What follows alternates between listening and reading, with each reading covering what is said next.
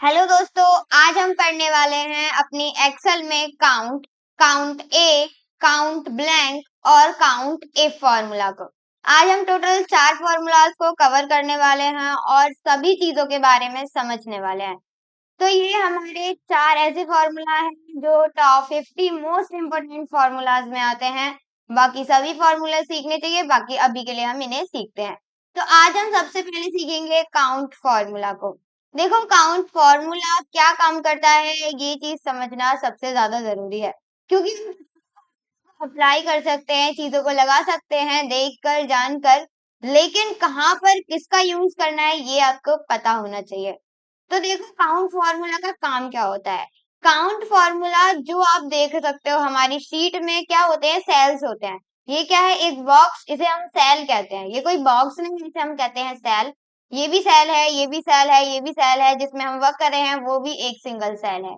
ठीक है, अभी ये क्या है, सेल्स है। लेकिन जिन सेल्स में, मतलब जिन सेल्स में कोई भी नंबर होगा, कोई भी डिजिट होगा, उन सभी सेल्स को काउंट करने का काम क्या करता है, काउंट फॉर्मूला करता है। मतलब काउंट फॉर्मूला से हम क्या कर सकते हैं, काउंट करवा सकते हैं अपनी सेल्स को जिनमें नंबर्स एंटर होंगे। किसमें, जिसमें नंबर्स एंटर होंगे। तो चलिए एक बार करते हैं। यहाँ पे आप सबसे पहले देख लीजिए, मैंने एक डाटा बनाया है जिसमें मैंने आइटम्स लेके हैं, रुपीज लिख दिए हैं, क्वांटिटी लिख दी है उनकी, और अमाउंट, जो टोटल अमाउंट बैठा उतना कितना आया, ठीक है, वो भी मैंने यहाँ पर लिख दिया है। अभी बात आती है कि यहाँ पे हमारे रुपीज है, राइट। अभी हमारे क्या है, रुपीज है। अभी ये क्वांटिटी है। अब आप देख सकते हो यहाँ पे अल्फाबेटिकल जो लिखे हुए हैं वो भी सेल्स हैं, और कुछ नंबर्स में भी लिखे हुए हैं। ये जो नंबर्स वाले जो सेल्स है ये रही, ठीक है। अभी हम क्या करेंगे, सिर्फ नंबर्स वाले सेल को, इसमें आप देख सकते हो यहाँ से लेके यहाँ तक टोटल कितने सेल्स हैं। तो 1 2 3 4 5 6, मतलब एक कॉलम में 6 है तो 4 कॉलम्स में हो जाएंगे 4, जो हमारे 6 4 24, मतलब टोटल जितना भी मैंने सेलेक्ट कर रखा है, टोटल कितने सेल्स हैं अभी के लिए, 24 सेल्स हैं। लेकिन नंबर्स वाले कितने हैं, ओनली 15 सेल्स हैं। कितने हैं, 15 सेल्स। तो जब हम काउंट फॉर्मूला का यूज करेंगे और एरे उतना ही देंगे जितना मैंने अभी सेलेक्ट करके रखा है, तो वो कितने काउंट करके देगा, वो सिर्फ उन्हीं सेल्स को काउंट करेगा जिन सेल्स में क्या है, नंबर्स फिल्ड होंगे। ओके, हम करते हैं चीजों को, इक्वल्स टू लगाएंगे, लगाएंगे काउंट, या फिर एक काम करती हूँ, मैं इसका थोड़ा सा साइज बढ़ा देती हूँ ताकि आपको चीजें क्लियर हो जाए। ठीक है, तो मैं यहाँ पे करती हूँ थोड़ा सा बड़ा साइज ताकि आपको सारी चीजें दिखने लग जाए। बाकी इन दोनों में भी लगा देते हैं। अब हम यहाँ पे लगाएंगे इक्वल्स टू और काउंट फॉर्मूला।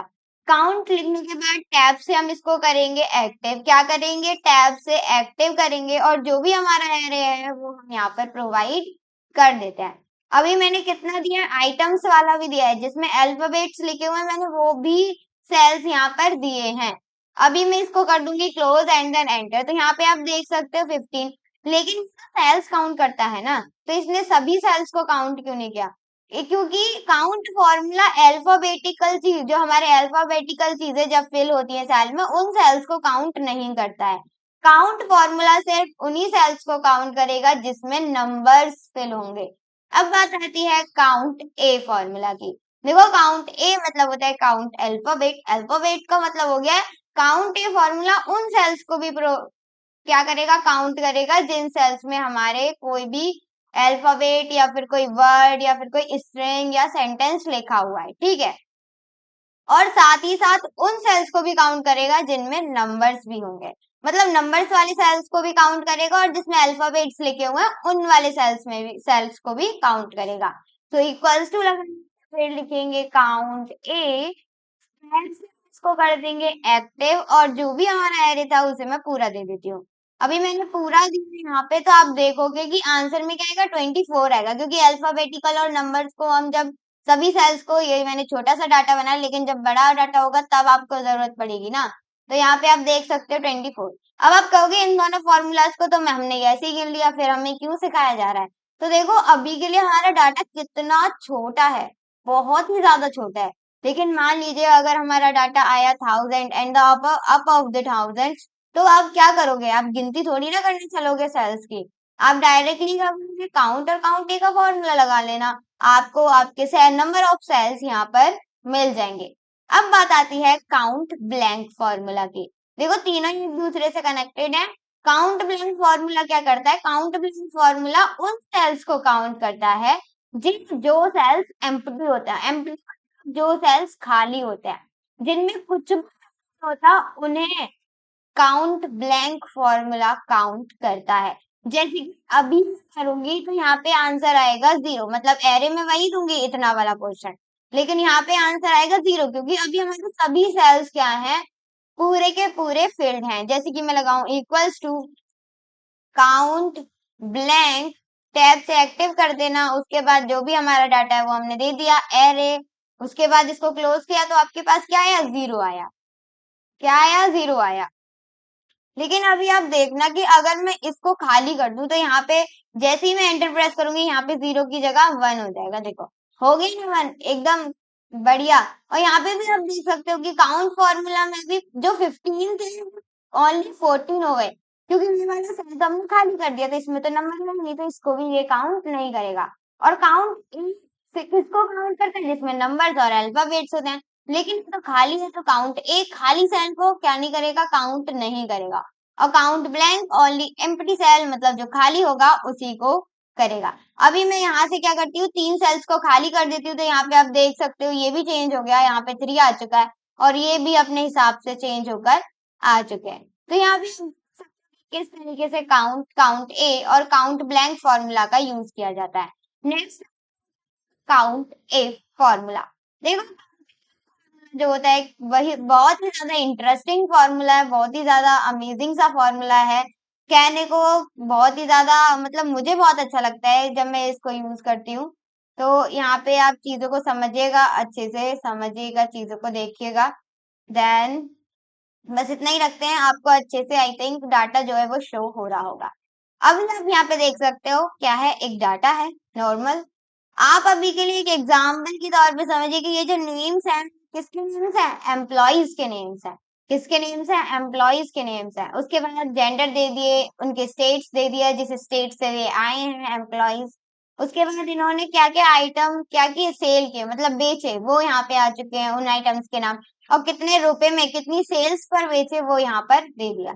लेकिन अभी मैं क्या चाहती हूँ? मैं चाहती हूँ कि जितने भी एम्प्लॉयज बिहार से आते हैं वो पता चले कि कितने एम्प्लॉयज बिहार से आते हैं। 2 एम्प्लॉय आते हैं, 3 4 5, कितने एम्प्लॉयज आते हैं? तो ये क्या करके देगा? काउंटिव फॉर्मूला निकाल कर देगा। अभी बात आती है कि हम किस तरीके से निकालेंगे। तो देखो हम यहाँ पे फॉर्मूला लगाएंगे, थोड़ा सा साइज बढ़ा लेते हैं ताकि चीजें थोड़ा सही लगे। बस इक्वल्स टू लिखेंगे, उसके बाद लिखेंगे काउंट इफ। काउंट इफ नाम है हमारे फॉर्मूला का, तो काउंट इफ लिखेंगे, टैब से हम इसको करेंगे एक्टिव। और उसके बाद हम क्या करेंगे? यहाँ पे जो भी हमारी रेंज है, जो भी हमारा डाटा है, हम उसे सेलेक्ट करके देंगे। देन कॉमा, क्या? Then comma. उसके बाद आपको क्या करना है? यहाँ पे क्राइटेरिया देना है। देखो चीजों को निकालने के बहुत सारे तरीके होते हैं। अभी मैं आपको एक चीज दिखाती हूँ। मैं यहाँ पे जैसे मैंने किया था, तो यहाँ पे आप देखो मैंने ये दोनों डिलीट किए थे, ठीक है। अभी मैंने क्या किया था? लास्ट टाइम मैंने ये चीजें देखी थी जब मैंने मतलब स्लाइड बनाई थी, तो मैंने चेक किया था कि सही वर्क कर रहा है या नहीं।